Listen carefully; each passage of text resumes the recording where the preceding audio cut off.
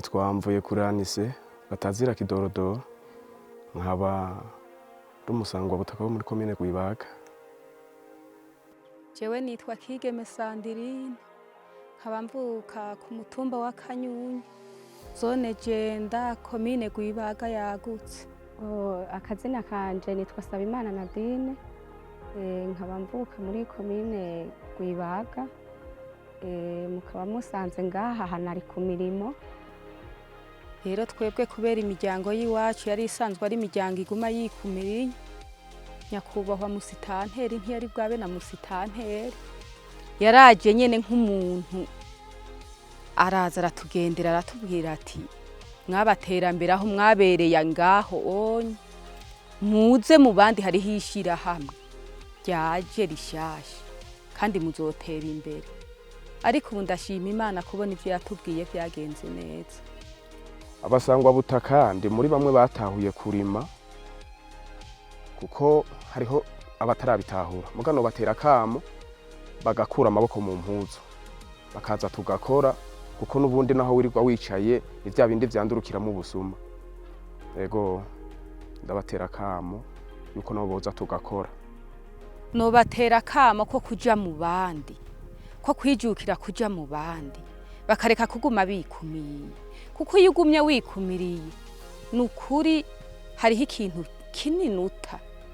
Abana bonyene baramererwa nabi, kuko baca baguma binuba bagenzi babo. Twe nko mu bihe twari tubayemo twarinuba, nk'umwana w'umututsi aguciye impande ukabona ugomba kumwegerwayo kandi atacakugize. Ariko ubu unye kubera twaje mu bandi n'abana twaravuze tija kwishuri kandi bariga ntawe ubakumira.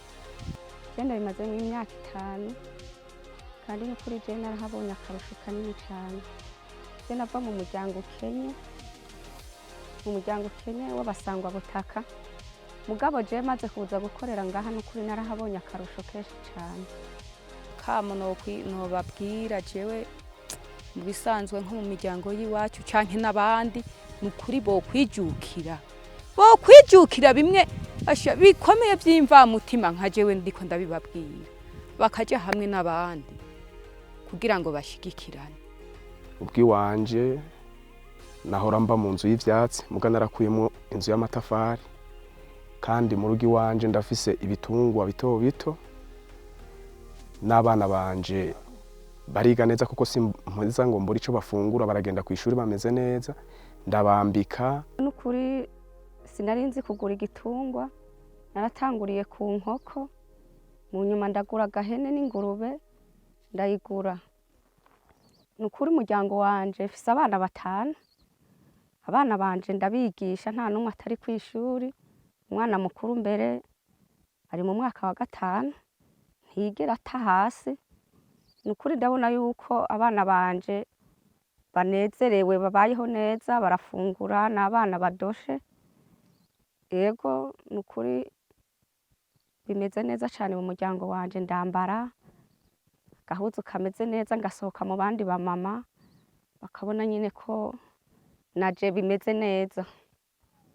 Ego uvye hariho nk'undi muntu mbona ari mu yindi miryango nk'abo bahutu n'abatutsi, hariho nk'uwo je ndiko ndaraba ubu unye atari mwishira hamwe, haza akavuga ati ntiza gasabune nkakamuha, canke akavuga ati uyu munsi nta bihumbi 2-3 umwana ashara araja kurara ubusa, akavuga ati nukuri jewe nkaca ngenda nkarabaho noba nasize akanoti nkamuha.